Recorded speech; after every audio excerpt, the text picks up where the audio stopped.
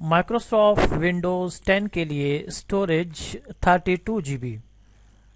जी हाँ, यानी कि 32 यानी कि 32 GB। विंडोज 10 वर्जन 1903 यानी कि 1903 से विंडोज 10 के डेस्कटॉप वर्जन के लिए कम से कम स्टोरेज की हद 32 GB मुकर्रर की गई है। माइक्रोसॉफ्ट ने विंडोज 10 के लिए ज़रूरी हार्डवेयर की ज़रूरत के सफ़े को भी अपडेट कर लिया है। इस सफ़े पर बताया ये गया है कि विंडोज 10 वर्जन 1903 में विंडोज के 32 बिट या 64 बिट वर्जन्स के लिए कम से कम 32 GB स्टोरेज की ज़रूरत होगी।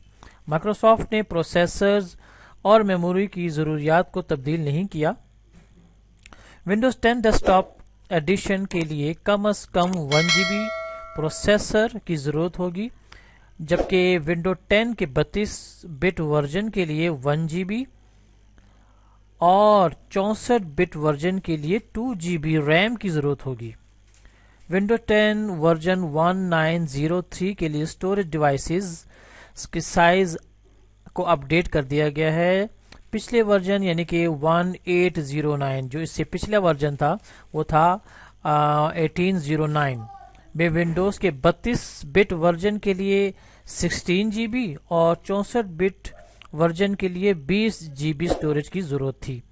अब माइक्रोसॉफ्ट ने 32 बिट और 64 बिट दोनों के लिए स्टोरेज की कम से कम हद 32 GB मुकर्रर की है।